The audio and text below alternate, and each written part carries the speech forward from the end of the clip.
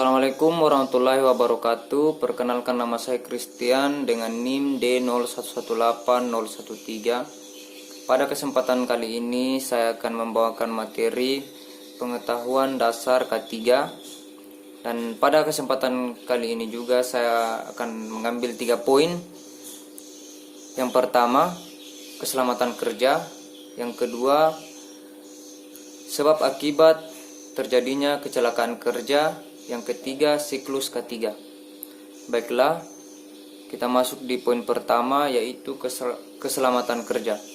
Keselamatan kerja merupakan suatu usaha untuk melaksanakan pekerjaan tanpa mengakibatkan kecelakaan. Pada keselamatan kerja sendiri terdapat 2 poin penting.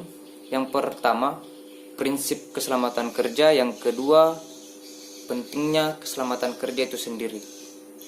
Prinsip keselamatan kerja terbagi menjadi 3. Yang pertama, melindungi tenaga kerja atas hak dan keselamatannya dalam melakukan pekerjaannya.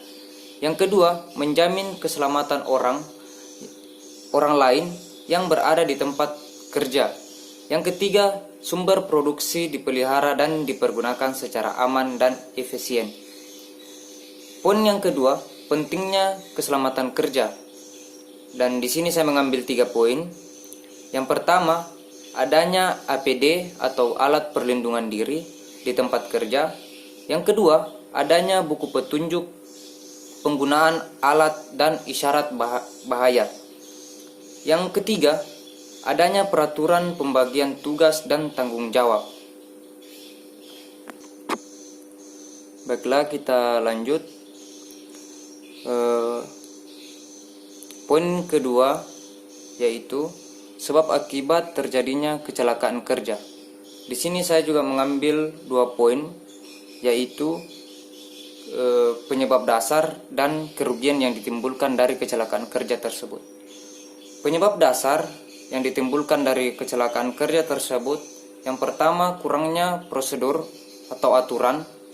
Yang kedua, kurangnya sarana. Yang ketiga, kurangnya kesadaran. Dan yang terakhir, kurangnya kepatuhan akan aturan yang ada di lapangan. Poin yang kedua, yaitu kerugian pada saat kecelakaan kerja.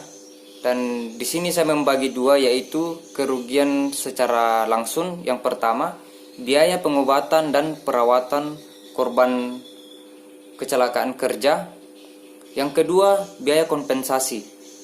Dan secara tidak langsung saya mengambil 3, yaitu kerusakan bangunan. Yang kedua, kerusakan alat atau mesin. Yang ketiga, kerusakan produk dan bahan.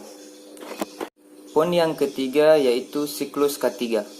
Terdapat 3 siklus, yaitu siklus harian, siklus mingguan, dan siklus bulanan. Pada ketiga siklus tersebut dijelaskan dalam satu diagram, yaitu yang pertama, penerapan kebijakan K3, perencanaan K3, pelaksanaan rencana K3, pemantauan dan evaluasi kinerja K3, dan peninjauan peningkatan kinerja SMK3. Dan itulah hasil presentasi dari saya. Jika ada kekurangan mohon dimaafkan, dan saya akhiri dengan ucapan Assalamualaikum warahmatullahi wabarakatuh.